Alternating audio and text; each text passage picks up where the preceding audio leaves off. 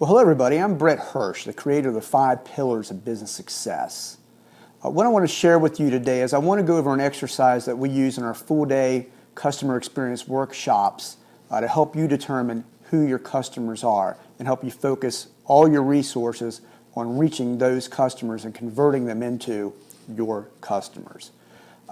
This is an exercise we use again in a Pillar 2 workshop, and the second pillar of business success, of course, is the customer experience.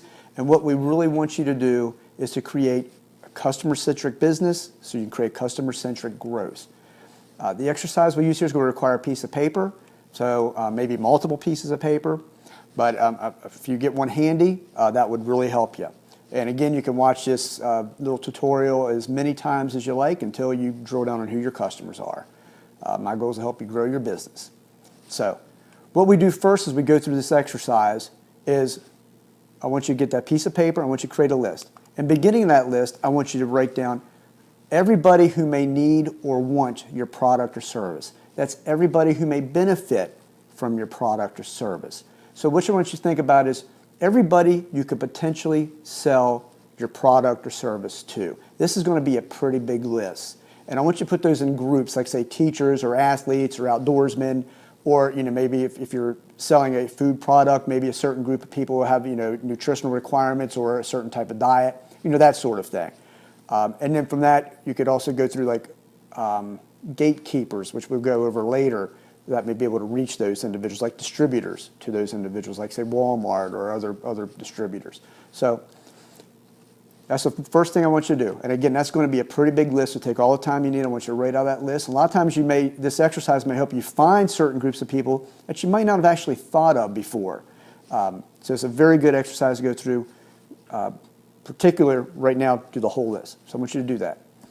Once you get that list completed, I want you again to drill down on that list. And I want you to think about, from the group 1, from the big list, who in that list can actually afford the price you must charge for your product or service, or the price you charge for your product or service. And that's going to really narrow down the list. If you're a small business owner, what I want you to do is I want you to go to Pillar 3, make a profit. At least I want you to do some of the exercises there, because what you may discover, as many small business owners do, when we go into business, we want to be everything to everybody, and we usually, a lot of times, will charge whatever someone will pay us for the product or service.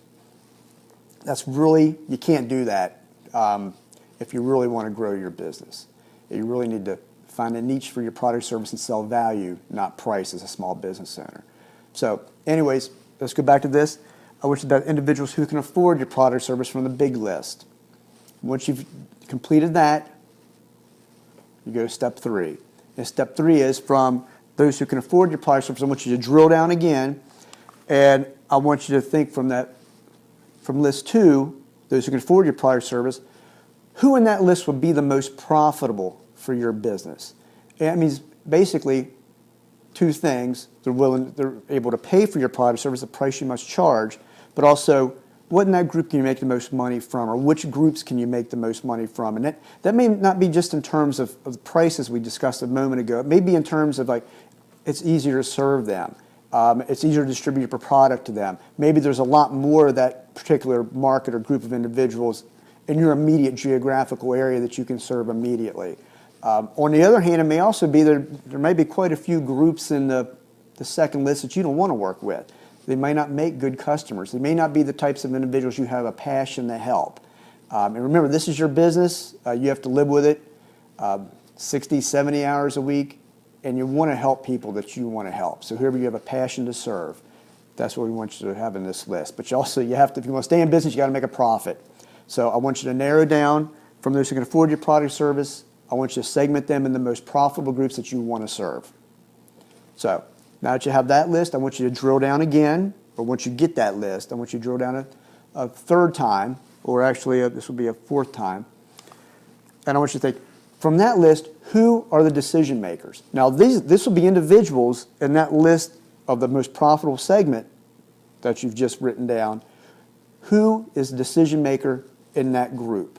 These will be individuals. These will be individuals with a specific title. If it's a member of the household, maybe it's the husband, maybe it's the wife, maybe it's the child who influences the husband or wife. But Those are going to be the people that you're creating the customer experience for. Those individuals are your customers. They may be buyers of distributorships. They could be individuals who make the decision regarding whether they're going to purchase your product or service. Those are your customers, and those are the individuals we create the customer experience around. Thank you for your time today. Again, I'm Brett Hirsch, helping you to mind your business.